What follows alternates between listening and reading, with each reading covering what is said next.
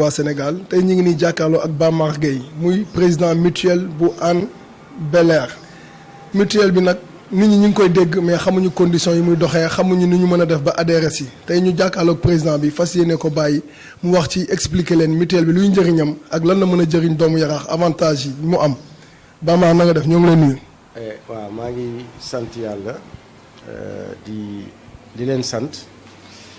di kontaan ci Mak TV li mu ñëw pour ñu waxtaanee mutuelle de santé bi mutuelle de santé bi nag njëriñam moom ku nekk xam na feebar lan lay def ci nit mutuelle de santé bi nag loolu mooy principe am mooy fexe ba nit ñi jot ci faj bi ci anam yu gën a yomb mooy des soins de santé à moindre coût. donc su fekkee ni noonu lañ ko doon tënkee mutuelle de santé bi loolu lay jëriñ mooy jàppale nit ñi ci seen faju te fekk duñ ci sonn comme ñu doon sonne bu fekkee ñoom ñoo demal seen bopp directement parce que dafa am loo xamee ni solidarité la solidarité mooy tax nit ñi boo feebaree ña nga xamee ñoo wér ñoom ñooy contribuer ci sa faju donc turu mutuelle déjà loolu lay indi mooy dañuy mutualiser suñuy effort ba kenn ku ci feebar mbooloo mi ñooy àndandoo faj ko bu ëllëgee bu keneen feebaree fekk ñeneen ñaa ngi ci cotiser alors bu boobaa tamit ñooñu ñu mën laa faj donc mutuelle bi dafa ñëw ci cadre couverture maladie universelle boo xamee ni état du Sénégal moom moo ko initié alors biñ ko initié nag mu law ci Sénégal gépp donc 45 départements yëpp ay mutuelle de santé ñi ngi fa. commune bu nekk am na au moins une mutuelle de santé d'ailleurs am na commune yoo xam ne am nañ lu ëpp benn mutuelle de santé donc ci biir Sénégal boo ko doon xool tey jii li fi nekk ci ay mutuelle de santé ëpp na ay 600 mutuelles pour dire que donc ni affaire bi donc léegi ancré na ci bopp nit ñi publicité yi bëri na mais yàlla moo ñu nattoo ñun sénégalais prévoyance dafa jafe ci ñun duñu prévoir. d'ailleurs ñu bëri dañuy ñëw xaar ba feebar soog a ñëw bokk ci mutuelle bi alors que mutuelle bi turam d'abord bi muy wuyoo mooy fagaru la tudde fagaru Hann Bel-Air donc fagaru balaa ngaa feebar la donc ñun anticiper nañ sax par rapport ak tur bi kon nit ñi dañu war a ñëw bokk pendant que ñu ngi wér parce que soo bokkee pendant que yaa ngi wér su fekkee jafe-jafe am na nga ñëw ñu jox la lettre de garantie alors bu boobaa boo demee ci centre de santé bi la nga xamee ni ki jógal boppam dem ci centre de santé bi ak yow mi jóge ci mutuelle bi dem ci centre de santé ba du ngeen bokk lu ngeen di fay alors pour nga bokk ci mutuelle bi nag da ngay adhérer 1000 francs mooy droit d'adhésion yi 1000 francs la cotisation annuelle bi nekk 3500 par personne donc su fekkee yow yaay chef de famille bi nga ñëw adhérer donc yow kese yaay joxe 1000 francs yi benn yoon nga koy joxe jeex na 3500 yi nag at bu njëkk da nga koy renouveler ak képp koo xam ni da nga ko bëgg a jël en charge ci sa biir kër mun nga même sa jànq sa biir kër bu la neexee nga dugal ko sa carnet fayal ko 3500 bu la neexee nga xool xale bu nekk ci biir dëkk bi boo xam ni yow am nga yéene jàppale ko ci mu faju bu la neexee nga cotiser ko mu bokk ci mutuelle bi kon donc kon 3500 at bu nekk la loolu rek la ñuy renouveler at bu nekk donc carnet yi nga xamee ni moom la ñu yore carnet yi nga xamee ni moom la ñuy am mun na jël jusqu'à 18 personnes donc benn nit mun na jël en charge 18 personnes alors 18 personnes yooyu yëpp ku ci nekk da nga koy cotiser 3500 indil ko ñaari photo ak photocopie carte d'identité bu dee mag la bu dee xale nga indi bulletin de naissance wala extrait de naissance alors léegi soo bokkee nag boo cotiser di nga toog lu ñuy wax période d'observation mooy li ñu fiy bañ mooy nit ki xaar ba feebar soog a ñëw bokk parce que boo ñëwee cotiser tey bëgg dem faju ji tey bu yàggee kon mu yomb alors moo tax ñu indi ñuy tudde période d'observation mooy boo bokkee di nga toog 1 mois à partir de date bi nga bokk ba karaa bi ngay mën a faju ji da ngay def weer pour dire que kon nit war naa mën a bañ a xaar feebaram di ko yar pendant weeru lëmm pour soog a mën a ñëw di faju ji donc loolu mooy principe bi mooy soo bokkee da nga joxe 1000 francs cotiser 3500 toog période d'observation wu benn weer léegi nag faju yi dafa am ñaari étape dafa am lu ñu tuddee paquet de base paquet de base bi moom mooy poste de santé centre de santé en principe nit ñi dañu waroon sax di respecter li ñuy tuddee pyramide sanitaire pyramide bi mooy ca fa gën a tuuti ci pajukaay yi ba fa gën a mag mooy bu dee ci ñun fii la poste de santé d'abord boo feebaree poste de santé nga war a jëkk a dem d'abord normalement boo demee poste de santé parce que bopp buy metti infirmier chef de poste mun na ko jël en charge donc soo ñëwee ci ci centre de santé bi peut-être que mun nga encombrer docteur bi fekk am na ay cas yu gën a yu gën a doy waar. alors léegi nag mais ñun fii sax respecté wuñu loolu donc am nañ au moins quatre structures sanitaires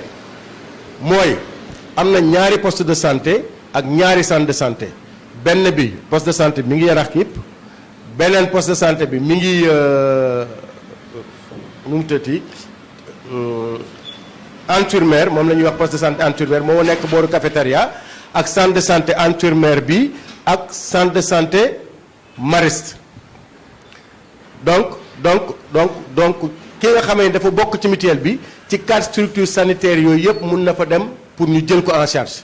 donc ci structures sanitaires yi ma doon wax sànq foofu ngay dem ñu jël la en charge parce que dañu signé li ñuy tuddee ay convention ak structures sanitaires yëpp ba nga xamee ni képp koo xamee ni bokk nga ci mutuelle bi boo ñëwee indi sa lettre de garantie ñoom dañ lay jël en charge yow sooy dem ci centre de santé bi boo xamee ni par exemple ci médecin bi nga jëm ticket de consultation bi nekk 2000 20% ngay fay ci 2000 yi donc 400 francs ngay yóbbu yow li ki des mutuelle bi moom moo koy jël en charge su fekkee 1000 francs la yow 200 francs ngay joxe am analyse yi nga xam ne ñu ngi koy def ci centre bi ci la bokk médicaments yi nga xam ne aussi moom la ñuy tuddee générique ci la bokk moom la ñuy tuddee aussi initiative de Bamako donc loolu tamit ci prise en charge bi la bokk. xëy na fi mu ne nii dañu juboogul ak pharmacie yi parce que en principe même médicament classique mooy yi nga xamee ni moom moo amul ci centre de santé bi te am ci pharmacie yi yooyu normalement prise en charge bi 50% la pour ki nga xamee ni mooy bénéficiaire bi alors mutuelle bi moom mooy fay li si des mais il se trouve que nit ñi amaguñu accord ak ñi nga xamee ni ñoo moom seeni pharmacie parce que structure privée la voilà donc nag loolu moom mooy li nga xamee ni nit su feebaree mun na ñëw ci centre de santé bi ñu jël ko en charge fekk ni ci anam bu gën a oyof la voilà léegi nag am na tamit lu ñuy tuddee CMU élèves d'ailleurs ñu ngi ci campagne de parrainage boobu ci CMU élèves ak CMU daara élève bi 1000 francs rek lay cotiser dafay am ay carte yoo xamee ni pour élève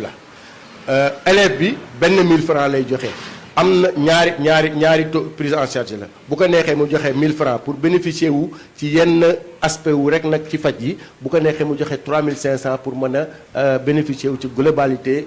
prise en charge bi donc loolu tamit mi ngi fi d'ailleurs ci campagne boobu la ñu toll nii muy dem ba fin du mois de mars voilà donc nag ci loolu la ñu nekk mais ba fii ñu nekk nii waa dëkk bi ni ñu war a ñëwewuñu ni il est vrai que xëy na sensibilisation bi xëy na mu war a demee tamit demewu ni parce que moyens yi aussi du fi nekk ci biir loolu d'ailleurs ñun local bi ñu nekk nii ci la bi loolu amee ñu dem waxtaanoon ak mairie bi alors ñoom ñoo ñu jëlal en charge fii nii di ko fay tous les mois chaise yi ñu fi nekk ak table yi ñoom ñoo ko jox. Adhéré woon nañu aussi 1000 personnes mais en 2017 donc ñu ngi xaar am na sax ci écho yu ñuy am que ñu ngi kii pour peut-être renouveler waat waaw. kon bu ma la déggee ngay wax kon mutuelle bi existence am yàgg na. voilà yàgg na parce que mutuelle bi existé na woon avant que sax couverture maladie di ñëw fii voilà mais bi couverture di maladie ñëwee yàlla defoon mutuelle ba nekkoon en léthargie. parce que booba 200 francs rek la ñu doon cotiser 2400 la nit bi doon cotiser toute une année donc prise en charge ba mënul woon nekk alors affaire ba demul mais maintenant bi nga xamee ni nag paramètre CMU ñëw na couverture maladie universelle alors am na en passant dinañ ci gërëm benn soxna boo xamee ni moom États-Unis la nekk mu tuddee Seynabou Sarr ba mu ñëwee dégg ñuy wax CMU ci kii mu ne waaw xanaa Yaraax moom dafa bokkul ci dëkk yi fu nekk ma dégg CMU te ba léegi ñun Yaraax amagul ñu ne ko ñoom Bamar de yoroon nañu benn mutuelle boo xamee ni mi ngi fi woon mu ne kon jaru fi nekkaat di créé waat leneen ak leneen ñu ne kon léegi nañu waxtaanewaat ñu demaat defaat assemblée générale ba defaatoon ay bureau yu bees et tout ça là alors en son temps mu yëkkati woon 1 million joxe ko ni maa leen ko jox pour ngeen démarrer ko donc kon kooku tamit en passant donc dañ koy remercier. léegi avantage mutuel bi mën nga ñu ko wax avantage yi mu am. voilà avantage yi mooy wax naa ko sànq mooy soo bokkee ci mutuelle bi soo demee ci centre de santé bi war a faju boo waree fay 2000 francs yow 400 francs ngay yóbbu te même médecin biy gis ki ñëwal boppam ak kiy gis ki nga xamee ni moo ñëw ci couverture mutuelle de santé bi benn lay doon voilà donc médicament yi ci centre bi aussi même chose la prise en charge bi 20% la analyse yi ci laboratoire bi même chose la 20% voilà donc loolu daal ay avantages la yoo xamee ni am na ci mutuelle de santé bi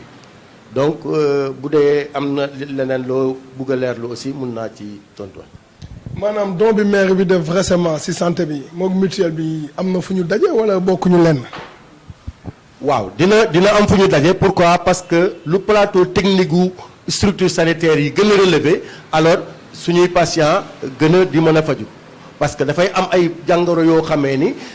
su dépassé fii d'ailleurs loolu dafay indiwaat beneen principe bu ñuy tuddee paquet complémentaire parce que paquet de base yi moo nekk li nga xam ne mutuelle de santé moo koy jël en charge dëgg-dëgg mais paquet complémentaire mooy niveau hôpital aussi parce que ci CMU bi aussi boo cotisé 3500 état bi daf lay cotiser 3500 loolu pour paquet complémentaire bi mooy niveau hôpital mais loolu union départementale des mutuelles de santé ñoom ñoo koy gérer alors léegi nag su fekkee da nga ñëw ci centre de santé bi ba nga xamee ni ñoom dépassé na seen plateau ñoom dañuy am na lu ñuy tuddee référence bu ñu la référé par exemple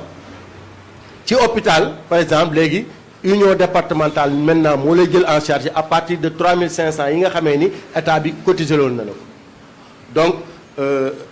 plateau technique yi li nga xamee ni mairie bi mu ngi koy apporter ci centre de santé yi alors loolu la ñuy dimbalee ba suñu ay patients dinañ yéex a dem ci hôpitaux yi. léegi ñu bàyyi nga wax nit ñi mutuelle bi fu mu situé exactement comme ça waa dëkk bi gën ko xam. voilà mutuelle de santé bi boo ñëwee ba ci centre de santé bu Hann Pêcheur ci fi ASEP bi nekk moo jàkkaarloo ak buntu centre de santé bi mooy fi nga xamee ni fi la ñuy defaree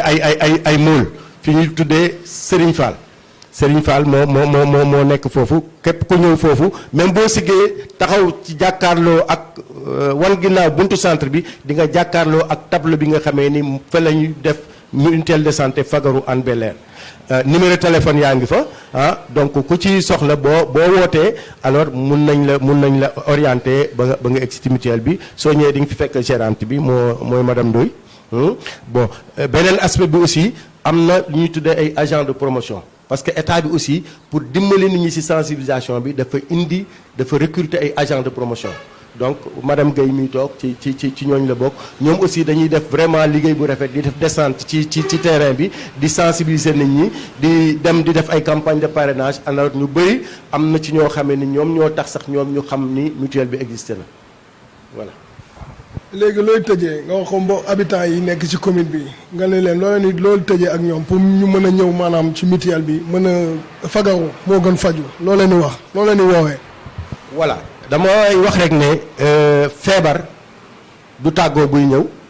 feebar du jël congé feebar du loo xamee ni nit ki moo koy prévoir bu lay dal doo xam kañ la lay dal donc comme loolu day ñëw te xamuloo kañ lay ñëw donc mu ngi mel ni ñu ne la tey jii boo di nga yéeg ci kaw étage bi waaye di nga daanu kon bala ngaa yéeg ci kaw étage bi war ngaa fexe ba fi ngay daanu mu nekk foo xamee ni doo ci loru